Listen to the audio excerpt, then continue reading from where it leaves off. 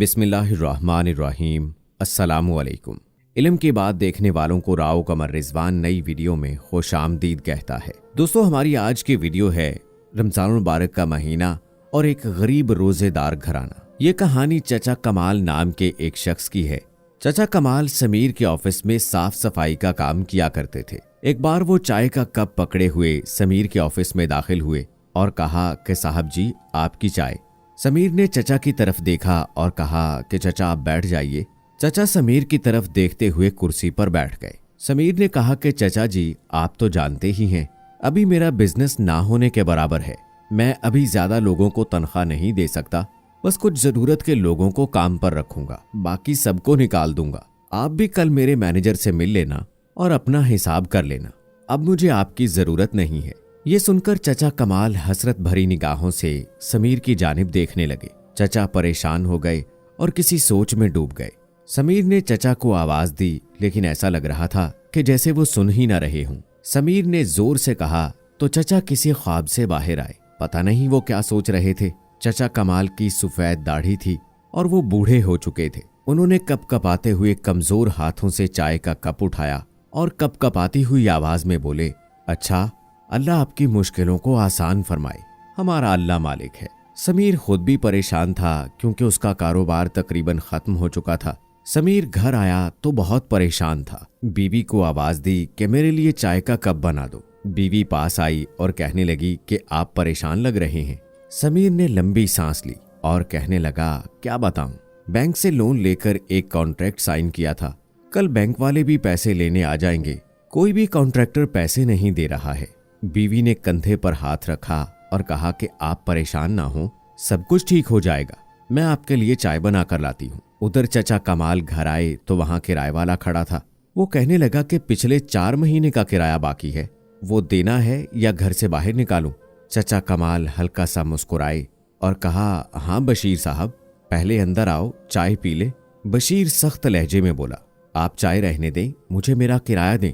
चचा कमाल आहिस्ता से बोले, कल दे दूंगा, कल शाम को आ जाना। इसके बाद चचा कमाल घर के अंदर आ गए।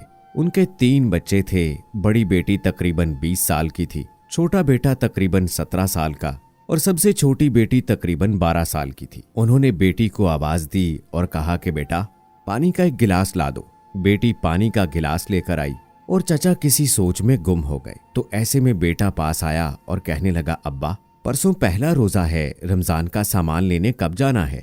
और हाँ, आपने कहा था कि इस रमजान में आप फ्रिज ले लेंगे, वो कब लाना है?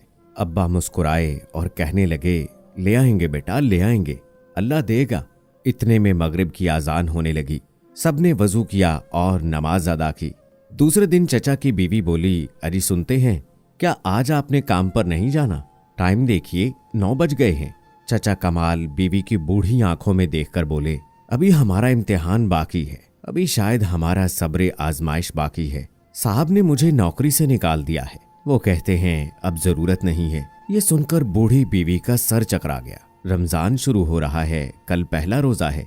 बच्चे रमजान का सामान लाने की बात कर रहे थे और अब हमारे लिए एक और इम्तिहान। कब हमारी खुशहाली के दिन आएंगे? चचा कमाल बोले, अल्लाह वारिस है, परेशान ना हो।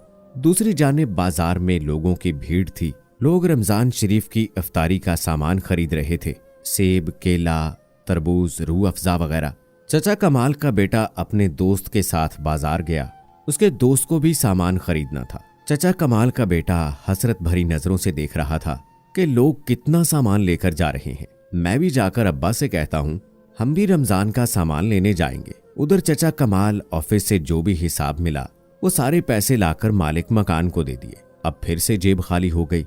परेशानी का आलम था। चचा जानते थे कि बच्चे बाजार जाने को कहेंगे, बच्चों का सामना कैसे करते, लेकिन हिम्मत करके घर चले गए। बेटा देखकर बोला, अब्बा, आप ही ने ये सामान की लिस्ट लिखकर दी थी, चलो हम भी सामान लेकर आते हैं। चचा ने आंसू पलकों में छुपा लिए और आहिस्ता से बोले, बेटा, मुझे कहीं से पैसे मिलने दो, फिर ले आएंगे।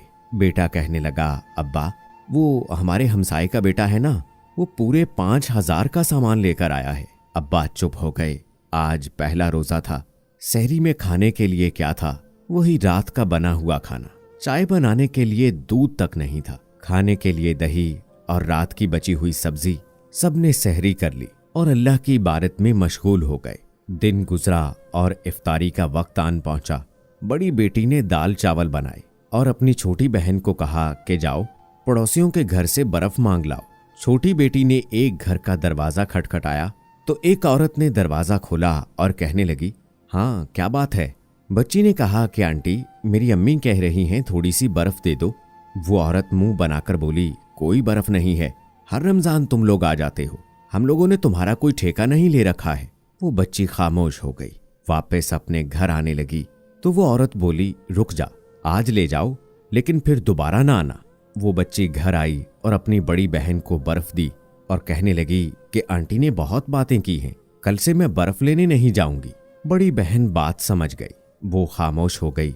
सब लोग इफ्तारी के लिए बैठ गए। पानी और चंद खजूरें दस्तरखान पर थीं।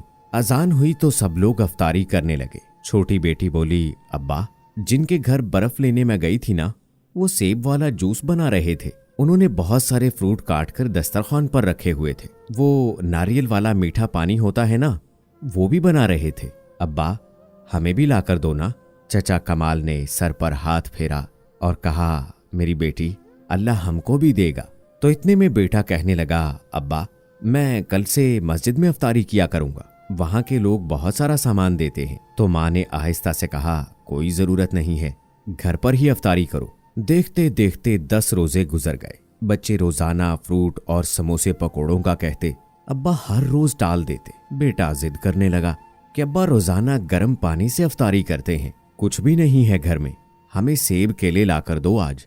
चचा कमाल मुस्कुराने लगे और कहने लगे, अच्छा मैं बाजार जाता हूँ और लेकर आता हूँ। चचा कमाल बाजार गए। उनके पास सिर्फ 30 रुपए थे। उन्होंने एक फल वाले से पूछा, ये सेब कितने के हैं? उन्होंने बताया कि ये 350 और ये 300 रुपए के। हर चीज का रेट बहुत ज्यादा था। चचा कमाल खामोश हो गए और फिर बोले, ये लो 30 रुपए, इनके जितने सेब आते हैं मुझे दे दो। दुकानदार हंसने लगा और कहने लगा, चाचा 30 रुपए में तो सिर्फ एक सेब आएगा। इत्तफाक से समीर, जिसके ऑफिस में चचा काम किया करते थे, वो भी फ्रूट खरीदने के लिए आया हुआ था। वो अपनी गाड़ी में बैठा था कि इतने में उसकी नजर चचा कमाल पर पड़ी। चचा कमाल दुकान वाले से बोले, वो जो नीचे वाली टोकरी में सेब और केले पड़े हैं वो मुझे दे दो। दुकानदार कहने लगा कि चचा, वो तो मैं अपनी बकरियों को देता हूँ, वो खराब हैं। चचा कमाल कहने लगे कि ये 30 रुपए ले लो और ये खराब फल मुझे दे दो। आज 10 रोजे गुजर गए हैं लेकिन मेरे बच्चों ने एक दिन भी फ्रूट नहीं खाया है। एक खजूर से और पानी से इफ्तारी करते हैं, अल्लाह तुम्हारा भला करेगा। इस बात को सुनते ही दुकानदार को तरस आ गया। उस दुकानदार ने 30 रुपए वापस किए और कहा कि चचा, ये टोकरी उठाकर ले जाओ। समीर ये सब कुछ देख रहा था। चचा कमाल दुआएं देने लगे। खराब फलों की टोकरी से कुछ सही फल एक थैली में डालने लगे और साथ में दुआएं भी दे रहे थे। ये मंजर देखकर समीर की आंखों में आंसू आ गए और उसे अपना इफ्तारी का दस्तरखान याद आ गया। तरह तरह के फल, पकौड़े, समोसे, बिरयानी, जूस, जामे शीरी। उसके दिल में एक टीस सी उठी। चचा कमाल तेज तेज कदमों से अपने घर की तरफ चलते जा रहे थे क्योंकि इफ्तारी का वक्त बहुत करीब आ चुका था। समीर भी अपनी गाड़ी का रुख उनके पीछे कर देता है और चचा का घर देख लिया। फिर जल्दी से बाजार आया और जरूरत का सामान खरीदा और अपनी कार चचा कमाल के घर के सामने खड़ी कर दी और दरवाजे पर दस्तक दी। चचा के बेटे ने दरवाजा खोला। समीर ने कहा कि चचा कमाल का घर यही है ना? बेटे ने हाँ में सर हिलाया और कहा कि मैं उनका बेटा हूँ, अंदर आ जाओ। इतने में आजान होने लगी। समीर घर के अंदर दाखिल हुआ तो देखा कि जमीन पर दस्तरखान बिछा हुआ है। चंद खजूरें एक प्लेट में थी और गला सड़ा फ्रूट काट कर एक प्लेट में रखा हुआ था। समीर ने कार से फ्रूट निकाले और उनको दिए। चचा कमाल की आंखों में भी आंसू आ गए। पकोड़े, समोसे भी दिए। सबके चेहरे पर एक मुस्कुराहट सी छा गई। समीर उनके साथ बैठकर इफ्तारी करने लगा। चचा की तरफ देखकर कहने लगा कि चाचा, कल से आप ऑफिस आ जाना और हाँ, हर रोज इफ्तारी का सामान आपके घर पहुंच जाया करेगा। चचा कमाल हजारों दुआएं देने लगे। समीर अपने घर को जा रहा था। आज उसे अजीब सा सुकून महसूस हो रहा था। घर गया और अपनी बीवी से कहने लगा कि कल से इफ्तारी का सामान सिर्फ जरूरत का काटना। इफ्तारी एक खजूर से भी की जा सकती है। बहुत से लोग ऐसे हैं कि जिनको एक खजूर भी मुयस्सर नहीं है। कल से कुछ फ्रूट वगैरह चचा कमाल के घर भी भेज देना। इतने में समीर के फोन की घंटी बजी दूसरी जानिब एक कंपनी का मैनेजर बात कर रहा था। वो कह रहा था कि सर आपके अकाउंट में 20 लाख रुपए ट्रांसफर कर दिए गए हैं, बाकी के पैसे आपको ईद के बाद मिल जाएंगे। समीर आसमान की तरफ देखने लगा। एक सुकून उसके चेहरे से आया था। आज वो बहुत खुश था। छोटी सी नेकी ने कितना कुछ बदल दिया। चचा कमाल के घर मुस्कुराहटें, खुशबुएं बनकर फैलने लगी और समीर का कारोबार भी अच्छा चलने लगा। दोस्तों, हमारे दरमियान रमजान का महीना है। अपने आसपास गरीब और जरूरतमंद लोगों का जरूर ख्याल रखें। अपने आसपास देखें, बहुत से ऐसे लोग होंगे जो अपनी सफेद पोशी की वजह से अपने हालात किसी को नहीं बताते, हालांकि असली जरूरतमंद वही होते हैं।